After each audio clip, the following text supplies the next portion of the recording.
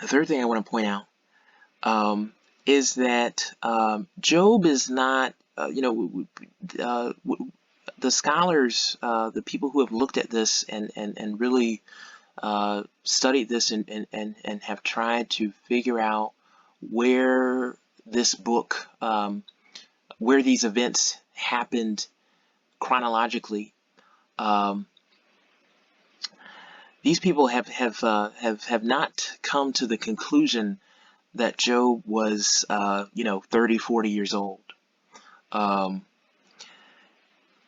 they actually are of the mind that he was in his latter years, in his 70s, perhaps.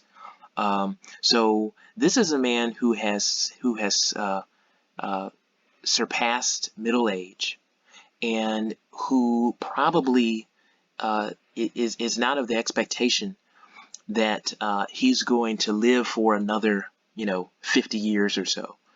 Uh, by this point in time, God had already shortened the lifespan of human beings.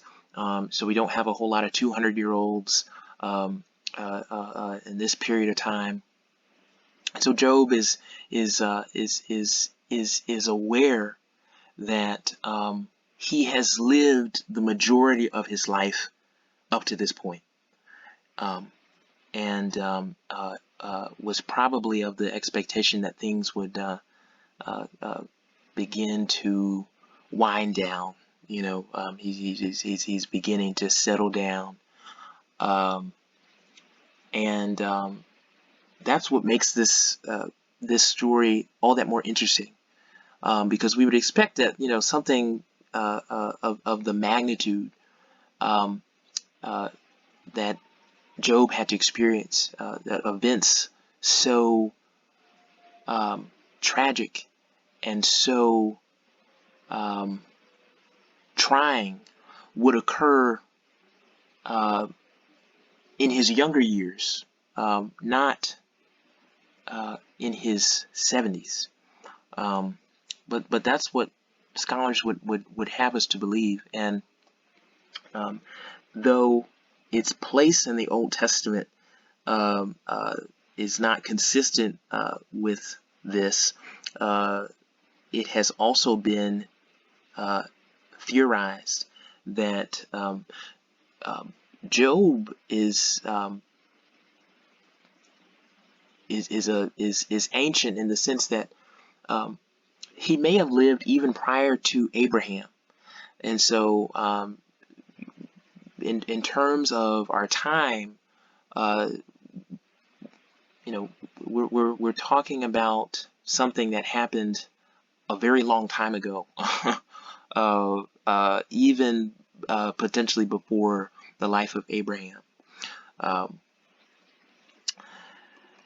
and the last thing that I want to leave with you is that um,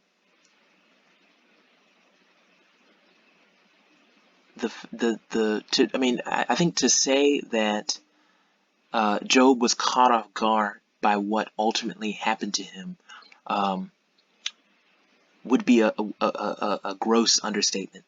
Um, and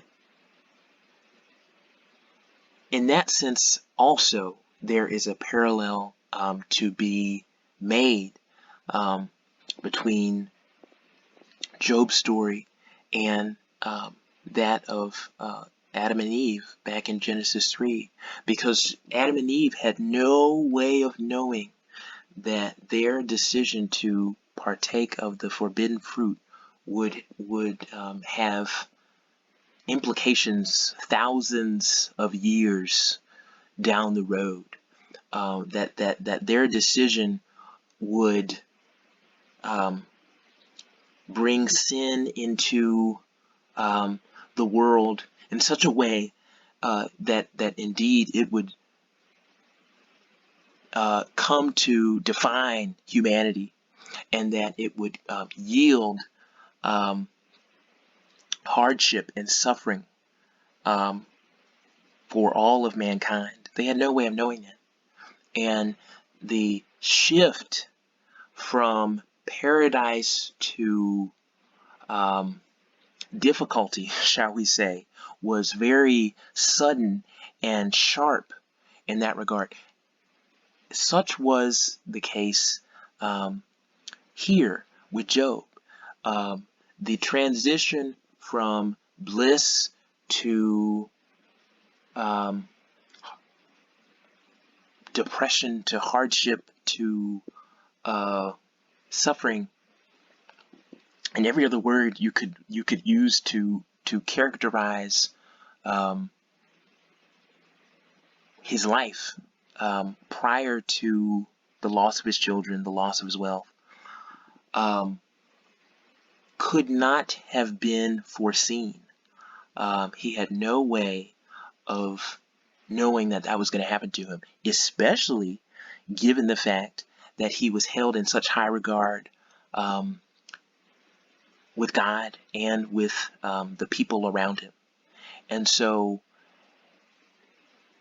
in that sense, I think a lot of people can sympathize with him, because in life, oftentimes events take place, whether it be death, whether it be divorce, whether it be the dissolution of a relationship, and it's a sudden transition, and it's disastrous, and it causes us to be shifted into an entirely different state, and that's what we see here.